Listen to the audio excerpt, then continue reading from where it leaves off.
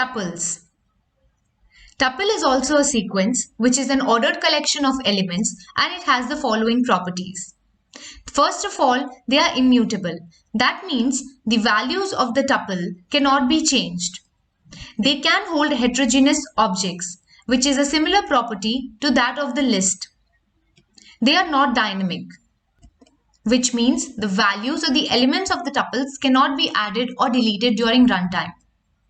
Tuples can be created by making use of the tuple literals, which are the round parentheses, or by making use of the constructor, which we write as tuple tuple with a round parenthesis. So let's create two tuples, first by using the literals and second by using the class constructor. Then try to print the type of the tuples and the contents of the tuple. When we run this, the type is class tuple and the contents, since both the tuples are empty, so the contents are empty tuples. Now let's put some value inside the tuple. Let's say we put an integer, a float, and this string inside the tuple using the tuple literals. Then we are trying to print the type of the tuple and the contents of the tuple. When we run this, we get the output as class int for 1, class float for 2.4, class stvar for quickfox. The contents of the tuple are printed as it is. Again, we can use the tuple class constructor for converting a string into a tuple. When we try to do this and try to print the type and the contents, the type is class tuple and the contents are all the alphabets of the string with the space included.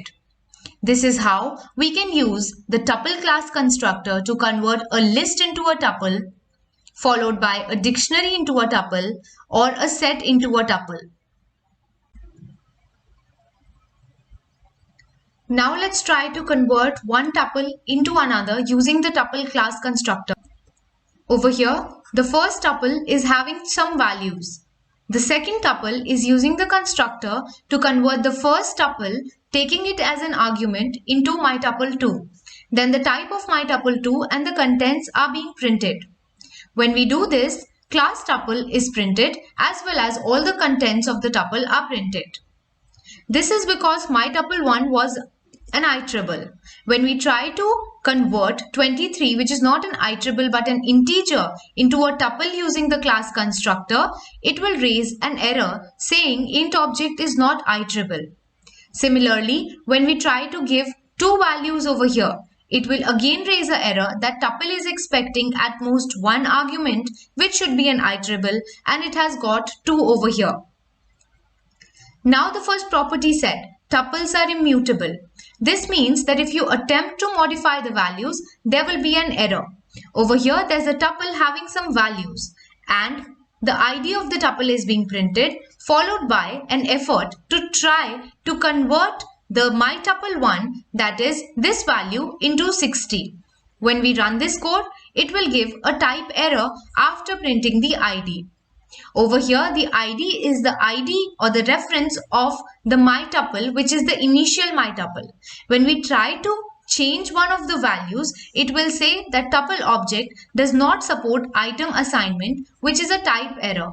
This is nothing but saying that tuple's value cannot be changed because they are immutable. The second property said that heterogeneous objects can be stored inside the tuples. That means a tuple can have an integer, a float, a string. It can also have a list inside it or even a tuple inside it. When we try to print the type of all these values, it will be class int for 1, class float for 2.4, class str, that is class string, for quickfox, class list for 10 and 20, which is a list because it is in the square brackets, and class tuple for 23 and 45.8 because it is in a round bracket.